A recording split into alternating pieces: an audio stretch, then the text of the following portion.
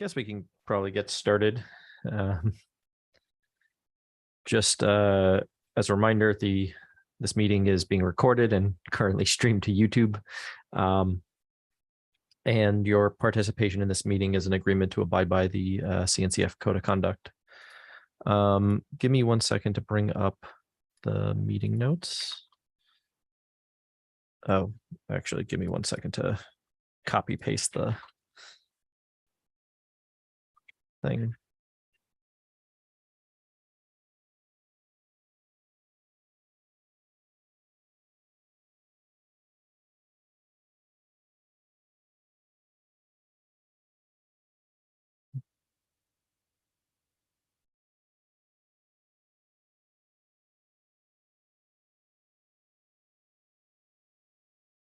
All right. Feel free to put your attendance in the notes here. So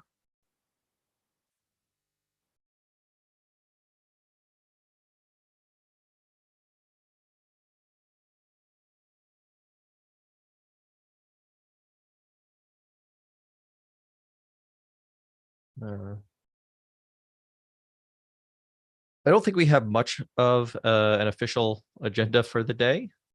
But I believe, Brendan, do you have any update on, I know you had opened up a ticket with the CNCF to get the survey sort of made more officially, released or whatever it is. Yeah, I think that's just the next step. Should be no issues from here.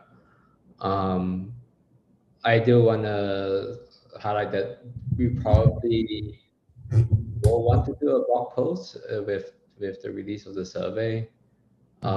So if there are folks that want to be involved with co-authoring blog posts, please, shout out or put a comment on the ticket. I have some other quick updates, but we can talk about that later. Sure. Does anybody else have any sort of updates for anything for the supply chain group?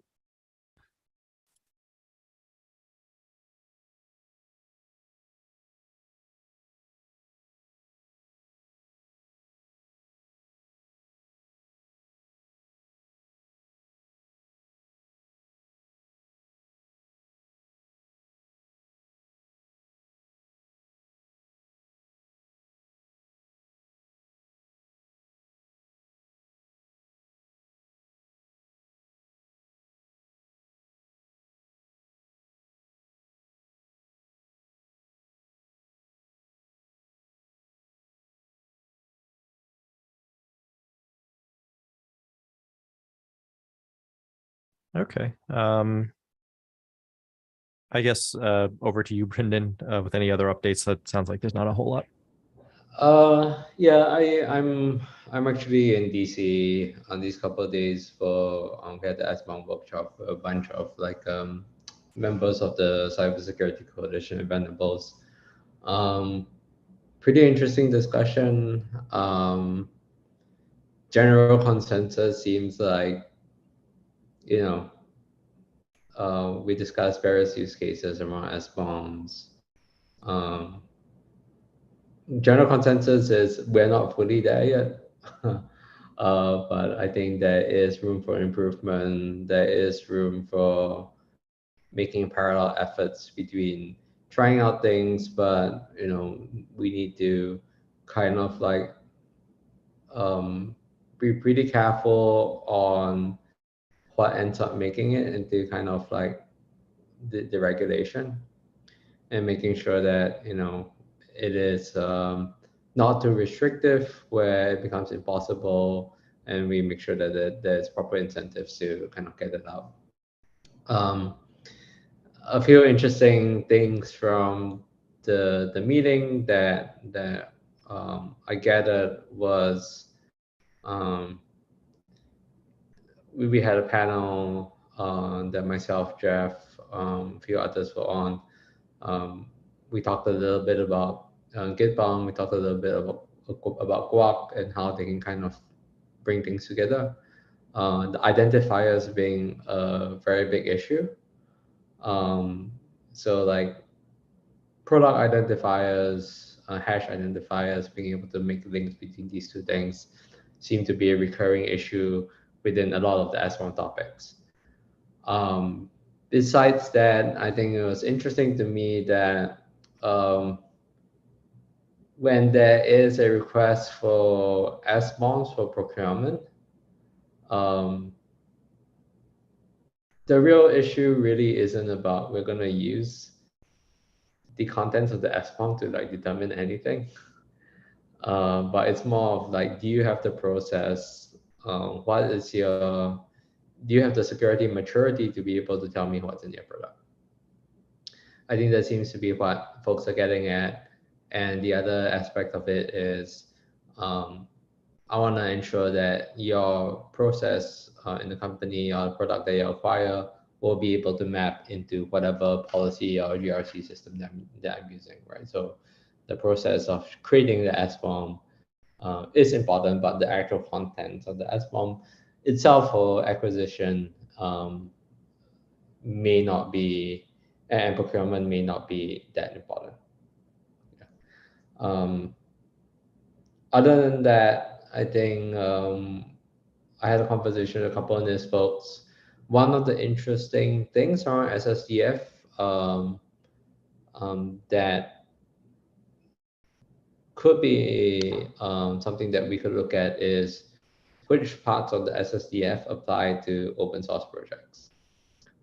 And what is the mapping of that open source project should be concerned about, and so that if organizations want to implement SSDF and they have open source usage within their organization, how does that look like? Yeah, besides that, there was talk about a memorandum around the NIST SSDF coming out soon. Although that's been a while, but according to, we had someone from the White House there publicly mentioned that that should be coming out soon.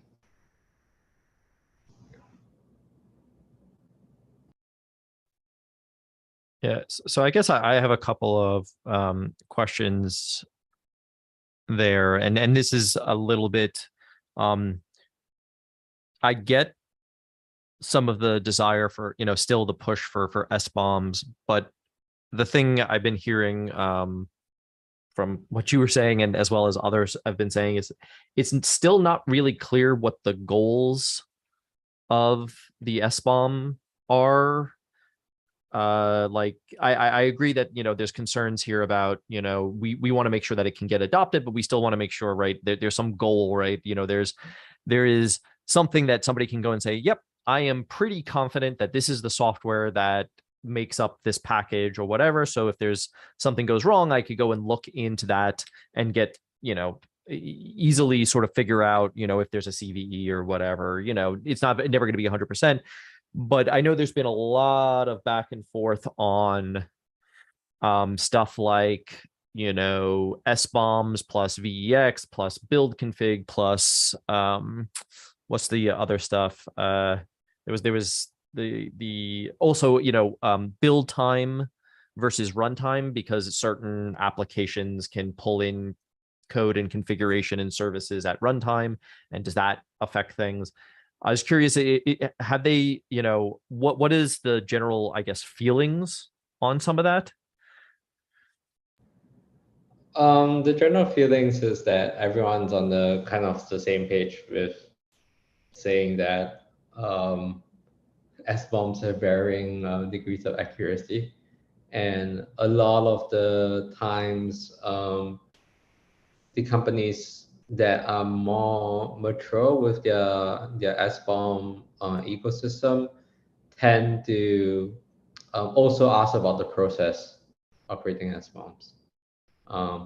So I think that's how trust is being established, in the sense that whenever we get SBOM, the question is always asked about how was this SBOM generated. Some companies have been outright to say that, and have found it to be useful to say that, look, we are not really there with our SBOM um, ecosystem, and here are ways that we can make it better to meet the use cases that you want to use SBOM for. Um, and there's also a lot of shift into this idea of liability, which came up, which was like, sometimes I don't want to provide an SBOM because now the company that gets the SBOM can use that to sue the vendor. And that creates like a very unfriendly environment for people that to want to provide SBOMs if they have them. Another issue that has come up is I'm not sure whether this is detracting from your question, but since we're talking about the liability stuff, another issue that has come up is that some companies have expressed that they don't want to sell the SBOMs. They want it to kind of be a way that they can query, that they can figure out something either through API or some kind of service. Because one reason is they don't want to pay for the storage. But the bigger reason is because certain SBOM contains like IP, especially from vendors. And so they don't want to be responsible for ensuring that IP stays safe. Right? If they're taking up additional liability to hold IP from other companies. Yeah. So I think there's a couple of things there. One is I'd be curious, and I know I haven't been in these meetings myself, but I'd be curious to know, like, at the end of the day, if somebody is like, there's a big difference between, oops, like our SBOM missed a dependency, and also the other concern, which has happened in the past, is a company knowingly misleads their customers around what is in the software, right? Like, there's a bunch of folks who it's like, hey, you've been using a 10-year-old deprecated version of Python or whatever. And, because you've encoded it in some blah, blah, blah, it's just kind of off to the side, but you never told anybody that you've been, had these massive vulnerabilities. So I think like the things that I think kind of come out of the wash there is just, as somebody who's worked at big companies before, is that sort of thing gets sorted out in contracts and whatnot. And I think like providing an SBOM and saying, hey, but these are the things you're allowed to sue us for, right? Which are like obviously fraud, right? If I knowingly mislead you about it, sure.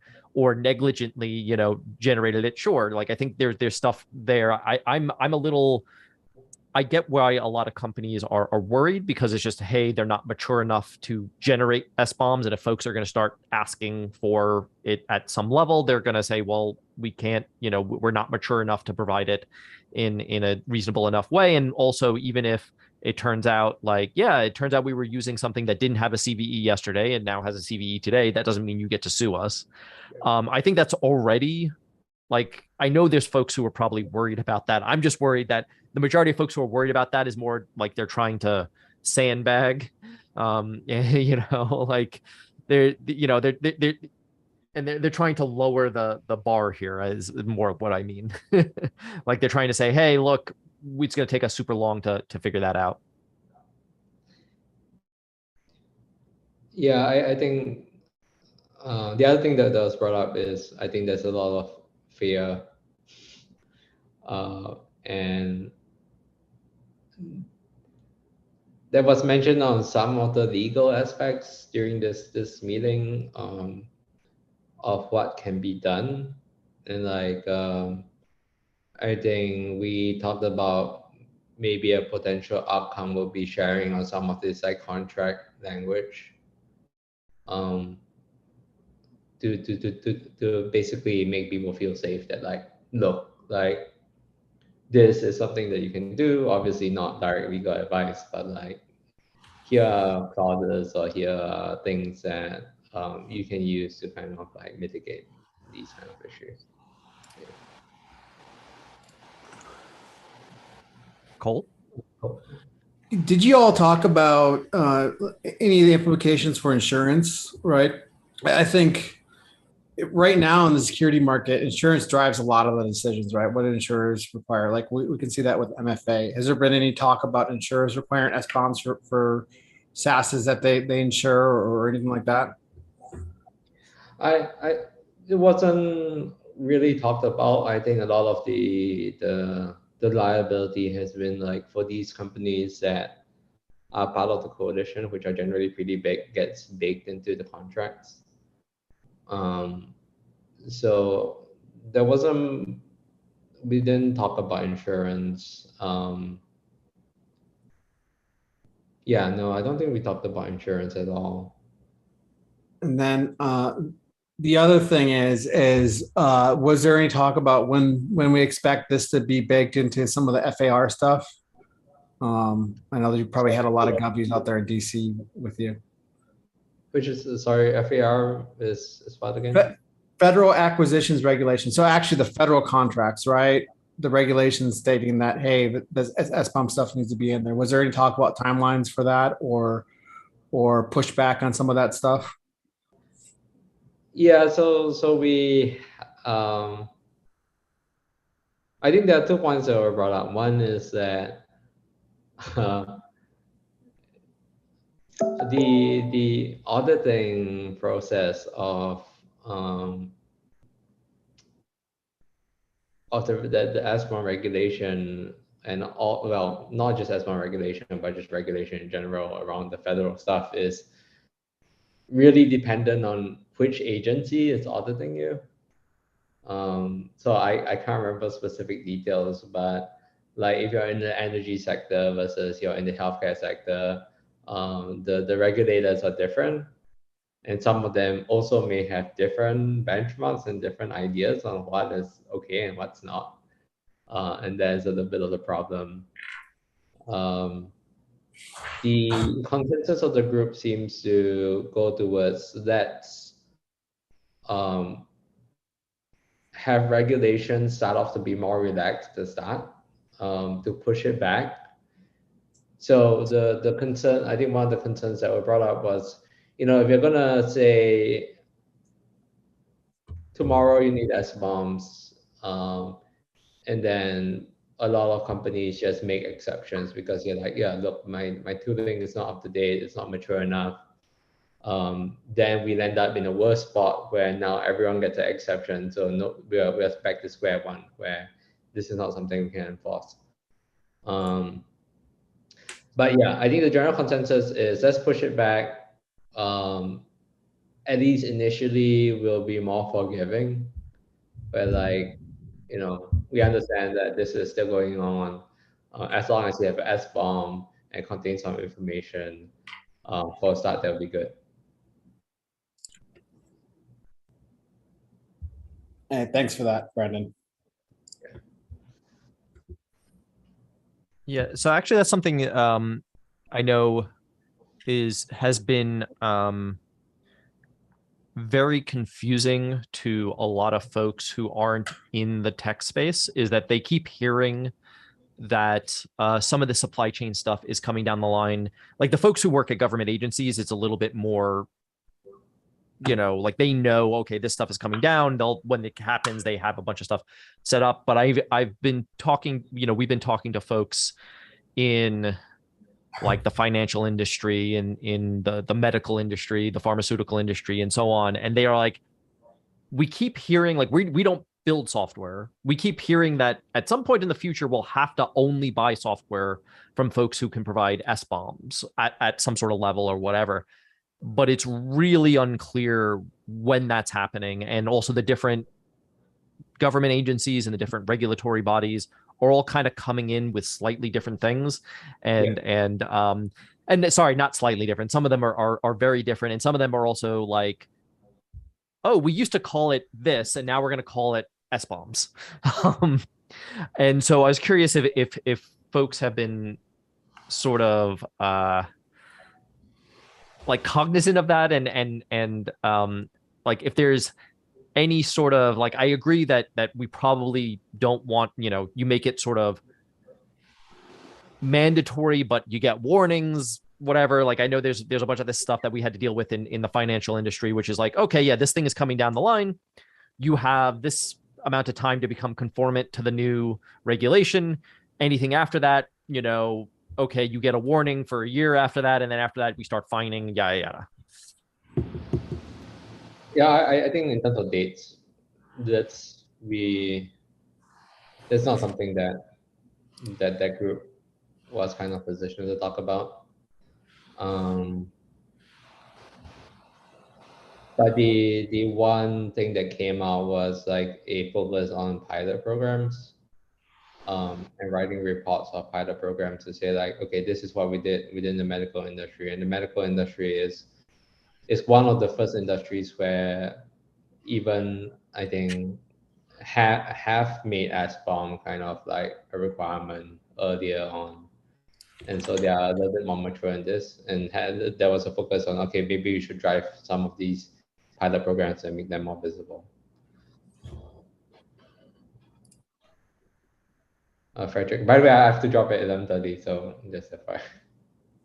Yeah, I'm gonna have to drop a short bit too, but yeah, I think part of what frames the conversation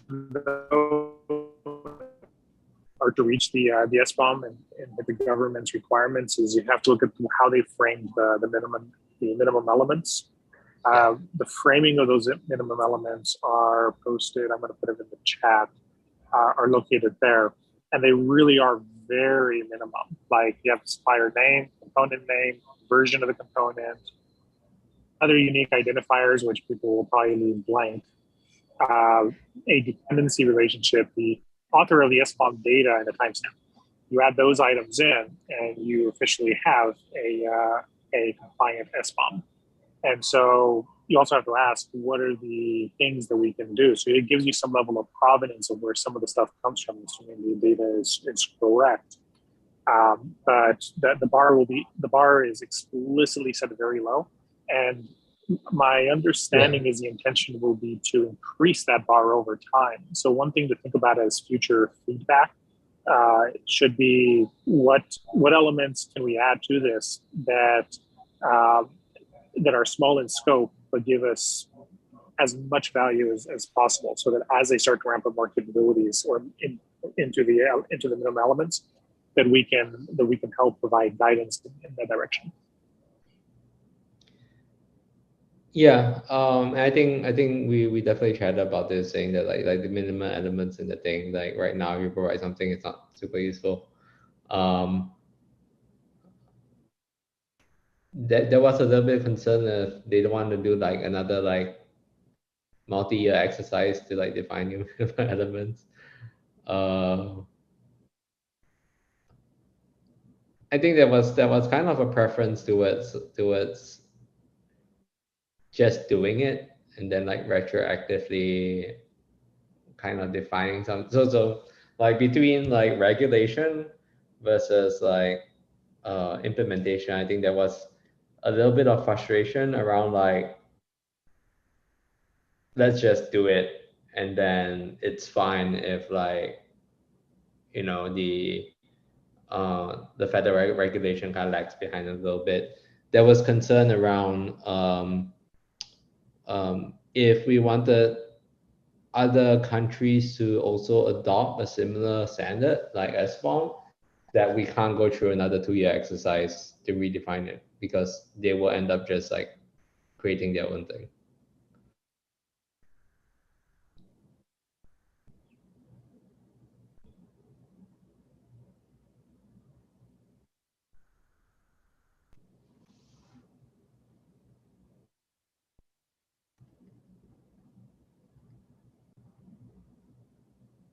Yeah.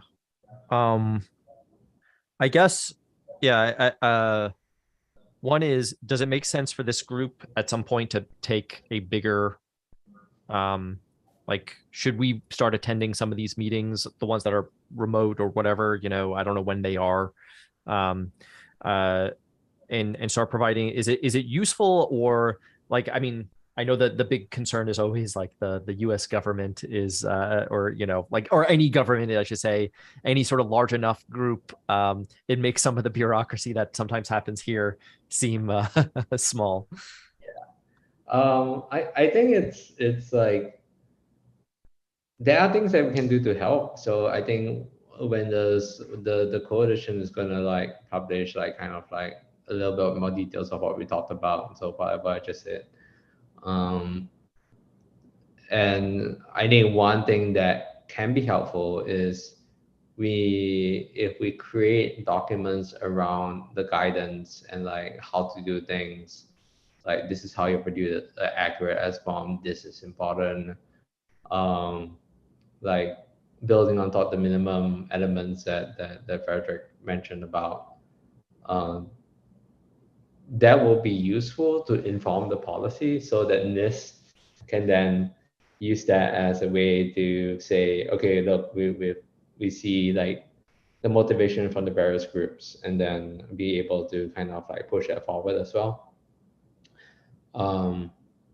But yeah, I think having multiple groups kind of talk about it a bit more will help influence the policy in the end. So if we come up with a statement or a short like note, like white paper, I think that would be helpful as well. Cool. I have to drop, unfortunately.